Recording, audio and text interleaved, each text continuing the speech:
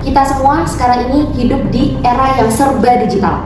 Apakah informasi ini bisa dipertanggungjawabkan atau tidak? Itu yang sebenarnya perlu kita perhatikan kayak gitu. Bagaimana cara belajar mereka, bagaimana cara mereka mengatasi pembelajarannya, mulai dari sebenarnya tuh mereka sakitnya apa? Bahwa penalaran lebih sukses lagi dan lebih jaya lagi. Pengajian dan penalaran.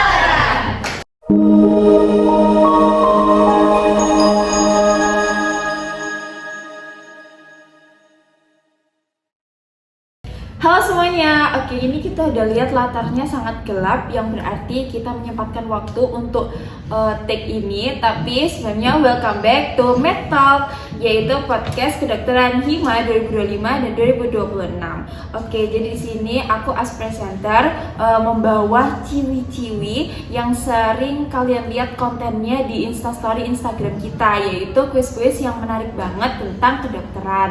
Oke, sebelum itu kita akan kenalan dulu yuk ke mereka satu-satu. Hai semuanya, perkenalkan nama aku Dwi Fitriani Aditya Putri atau akrab disapa Pipit. Aku dari Departemen Pengkajian dan juga Penalaran Angkatan 2024. Halo guys, sebelumnya perkenalkan nama aku Alia Hega Nugrahani, bisa akrab dipanggil dengan Alia. Nah, aku berasal dari Departemen Pengkajian dan Penalaran dari Angkatan Kedokteran 2024. Halo guys, aku Laila Hasanati Solihah, biasa dipanggil Laila. Aku dari Departemen Pengkajian dan Penalaran dan aku dari Kedokteran 2024. Halo semuanya, kenalin aku Septian Aulia Najwa, biasanya dipanggil Najwa dari Departemen Pengkajian dan Penalaran Angkatan 24. Nah, itu tadi sedikit perkenalan dari Departemen Pengkajian dan Penalaran. Oke, sekarang di sini aku mau tanya-tanya sedikit ke kalian tentang departemen kalian. Mungkin yang di luaran sana atau adik-adik kita yang akan mewarisi tugas-tugas kalian ini nanti penasaran nih tentang penalaran itu kayak gimana. Kalian bersedia ya aku tanya-tanyain? Oke, langsung aja ya. Jadi yang pertama, aku mau nanya program kerja apa aja sih yang ada di penalaran itu? Oke, pertama-tama aku ucapin terima kasih kepada Feni yang telah memberikan kesempatan bagi kami untuk menjelaskan proker-proker dari Divisi Pengkajian Penalaran. Nah, aku izin menjawab untuk program kerja dari divisi kami itu ada 9. Dimulai yang pertama ada program kerja Edu Drive dan juga Lomba Hunter atau Lohan. Kemudian yang ketiga itu ada retro quiz dan juga tendon. Kemudian selanjutnya ada plenario dan juga math expense. Kemudian yang selanjutnya ada math school, spark dan juga sibling.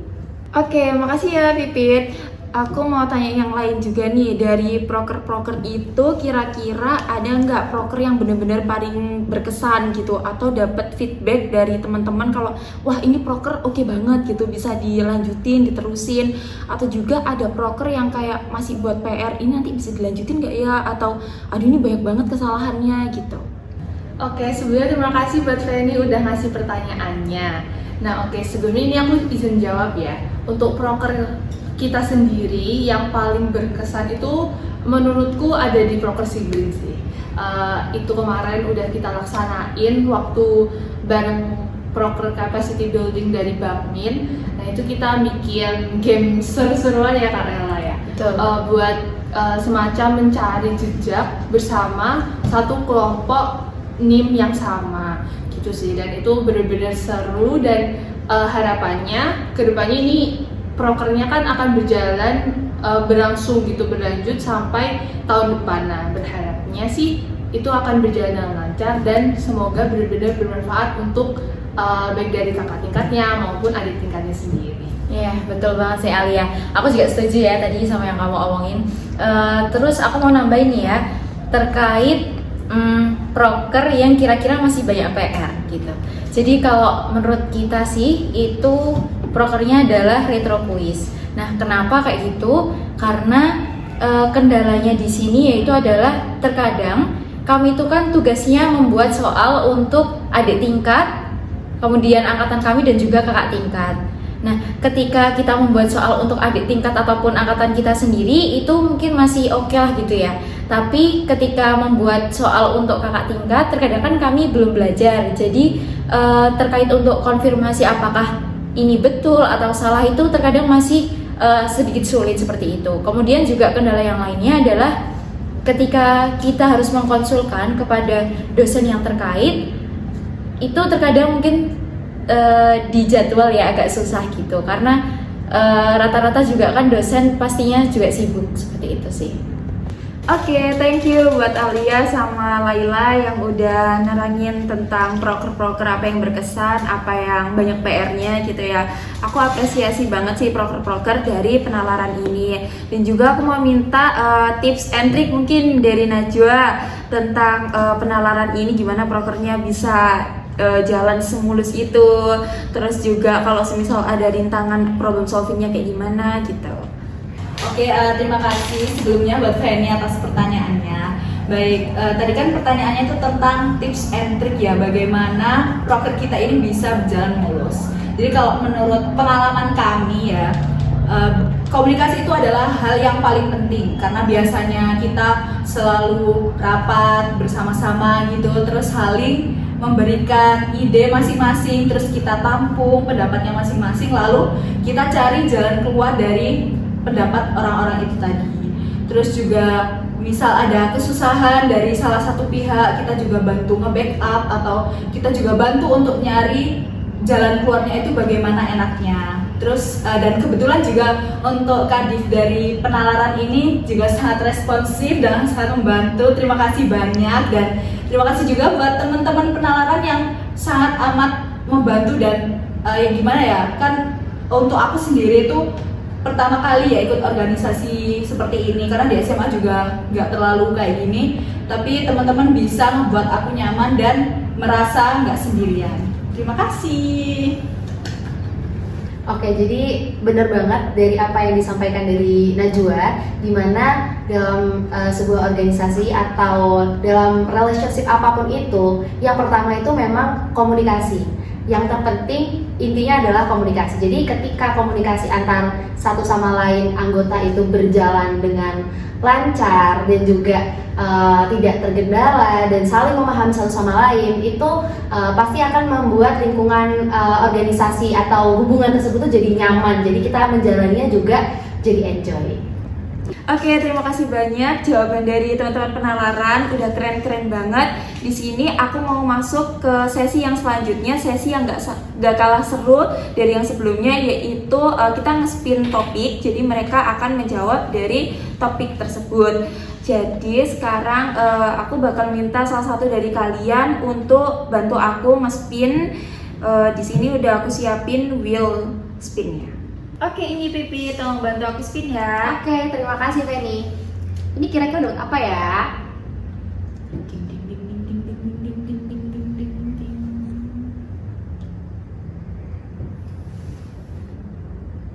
Oh, nggak bisa baca berarti, gelap kacanya. Menghadapi era digital. Oke, jadi kita dapat topik tentang menghadapi isu di era digital ya. Jadi kita kan tahu kalau di era digital ini kita udah berkembang sampai 5.0, di mana kita itu banyak banget perkembangan mulai dari AI, kemudian Drive dan lain sebagainya yang bisa kita gunakan untuk fasilitas mencari suatu informasi ataupun menyimpan suatu informasi. Dan menurut kalian tantangan di era digital ini kayak gimana sih, dan itu poin plusnya apa, poin minusnya apa gitu. Oke, jadi terima kasih pada Feni yang telah memberikan kesempatannya. Baik, jadi aku izin menjawab menurut pendapatku sendiri, di mana kita semua sekarang ini hidup di era yang serba digital. Semua dimanfaatkan melalui media sosial, online itu lebih banyak digunakan daripada yang secara tatap muka ataupun offline. Saya sendiri selaku mahasiswa kedokteran itu sudah memanfaatkan berbagai macam manfaat dari era digital sekarang ini. Yang pertama, mungkin akses terkait jurnal-jurnal kesehatan, kemudian e-book, dan pengetahuan-pengetahuan yang berkaitan dengan kebutuhan akademik saya tuh sangat mudah untuk diakses di era sekarang ini. Namun dibalik semua dampak positif yang saya rasakan dan juga mungkin teman-teman dan masyarakat di luar sana rasakan, pasti juga terdapat dampak negatif yang mungkin yang sekarang ini dampaknya tidak terlalu kita rasakan, namun kedepannya bisa berdampak yang lebih besar. Nah, itu mungkin dari teman-teman sekalian bisa menanggapi. Aku izin menanggapi tentang apa yang Pipit bicarakan tadi. Sebelumnya aku setuju banget tentang apa yang Pipit omongin tadi dengan mention kemudahan akses bagi kita untuk mendapatkan materi-materi yang kita butuhkan dalam menjalani kuliah kedokteran ini. Tapi di samping hal-hal yang positif tadi, pasti teman-teman tahu ada hal negatif yang menanti kita. Contohnya adalah di mana kita sudah mendapatkan banyak kemudahan, mungkin contoh dari AI ya. Lama-kelamaan kita akan ketergantungan atau kecenderungan untuk ya sudahlah, kan bisa minta tolong AI aja, dan itu lama-kelamaan akan mengkikis kemauan kita untuk membaca buku-buku kedokteran. Nah, seperti yang teman-teman tahu, dan mungkin ini adalah salah satu perkataan yang terkenal di kalangan kami, itu bahwa AI itu tidak bisa menggantikan manusia sampai kapanpun dan selamanya akan seperti itu. Dan melihat dari banyaknya keluhan atau mungkin omongan-omongan dari adik tingkat yang baru pertama kali masuk kedokteran dan bingung tentang gimana sih kita harus mencari materi itu dan kita harus mencarinya di mana, itu adalah salah satu motivasi kita untuk membuat proker EduDrive ini. Jadi singkatnya, EduDrive ini adalah proker di mana kita membuat suatu link G-Drive yang isinya adalah semua materi yang insya Allah akan bermanfaat bagi kita semua. Oke teman-teman, jadi itu tadi pembahasan tentang lebih ke internal ya, lebih ke anak-anak kedokteran, tentang bagaimana cara belajar mereka, bagaimana cara mereka mengatasi pembelajarannya, mulai dari itu pakai akses internet dan lain sebagainya. Sekarang mungkin kita mau bahas ke ranah masyarakat sendiri, karena kalau kesehatan itu pasti mencakup eksternal juga, tidak hanya tenaga kesehatan ataupun tenaga medis, pasti juga ke masyarakatnya, bagaimana cara kita memberi suatu informasi yang bisa diterima oleh masyarakat dan masyarakat juga bisa menerapkannya dalam kehidupan sehari-hari. Jadi itu menurut kalian gimana? Oke, sebelumnya makasih ya Fen. Jadi kalau semisal kita bicara tentang masyarakat sendiri, itu sebenarnya banyak ya hal yang kita perlu khawatirkan, dalam artian karena yang namanya era digital itu kan informasi benar-benar bisa kita akses dengan sangat mudah. Bahkan dengan sekali klik pun kita bisa tahu, oh ini kita penasaran tentang hal apa, kita bisa langsung dapat informasinya seperti itu. Nah, tetapi di sini yang perlu ditekankan adalah apakah informasi ini valid atau tidak, apakah informasi ini bisa dipertanggungjawabkan atau tidak, itu yang sebenarnya perlu kita perhatikan kayak gitu. Apalagi kalau kita bicara tentang kesehatan, di masyarakat sendiri itu banyak sekali mitos-mitos yang benar-benar beredar, dan itu biasanya sampai turun-menurun gitu, karena mungkin tidak ada yang meluruskan seperti itu ya.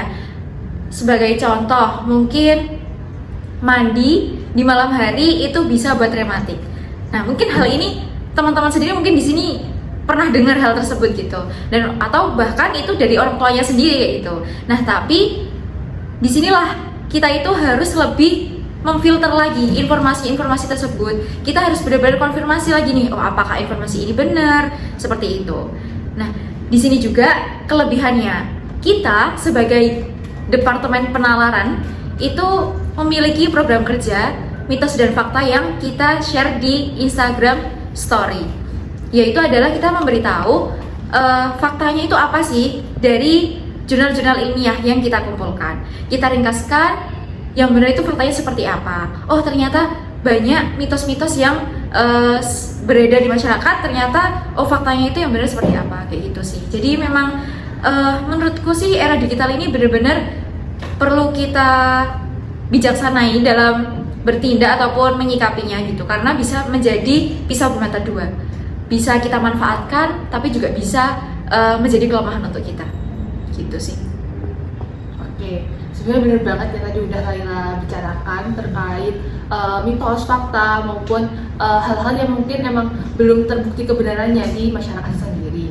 Nah, sebenarnya kalau menarik dari yang tadi Laila bahas itu juga ada loh yang sekarang itu kayaknya mulai banyak masyarakat menerapkannya, yaitu self-diagnose. Ini banyak banget masyarakat yang kalau misalnya nih satu orang merasa dia sakit apa, merasakan keluhan apa, langsung dia bukanya search Google, dan itu pun belum tahu sumbernya itu apakah benar atau enggak, yang bahkan bisa saja akhirnya nih mereka menyimpulkan sendiri mereka itu sakitnya apa, dan kadang-kadang itu sudah melebihi sebenarnya itu mereka sakitnya apa. Kayak misalnya hanya sekedar misalnya tiba-tiba dadanya nyeri. Nah, itu kan belum pasti semuanya mengarah ke penyakit jantung, tapi mereka self-diagnose sendiri bahwa mereka itu penyakit jantung. Akhirnya mereka bisa aja langsung ke apotek sendiri, beli obatnya sendiri, yang itu belum pasti bisa bermanfaat untuk tubuhnya sendiri. Nah, ini yang sebenarnya jadi concern bagi kita semua ya, karena bisa membahayakan dari diri kita sendiri sih. Oke, makasih banyak buat teman-teman penalaran, Najwa, Pipit, Laila, Alia buat jawabannya tadi. Makasih buat udah mau jawabin pertanyaan-pertanyaan aku. Sekarang mungkin harapan kalian, karena ini nanti divisinya akan didelegasikan buat adik tingkat. Mungkin adik tingkat kayak nanti gimana ya penalaran itu. Jadi harapan-harapan kalian buat adik tingkat, terus harapan buat penalarannya sendiri ke depannya kayak gimana, tentang proker-proker yang terus berjalan, terus komunikasinya juga. Gitu sih. Harapan dari aku sendiri, semoga kedepannya divisi penalaran bisa lebih kreatif, lebih berani lagi untuk mengambil langkah baru untuk proker-proker yang lebih bervariasi lagi. Dari aku harapannya untuk adik-adik kedepannya semoga bisa membawa penalaran lebih sukses lagi dan lebih jaya lagi. Oke, harapan dari aku sendiri yaitu adalah semoga Departemen Pengkajian dan Penalaran bisa benar-benar menjadi wadah untuk teman-teman sekalian bisa meningkatkan kualitas akademik maupun non-akademik. Harapanku sendiri untuk Departemen Pengkajian dan Penalaran selanjutnya, semoga semua prokernya bisa terjalani ya. Jangan lupa untuk join ke departemen kami, Departemen Pengkajian dan Penalaran.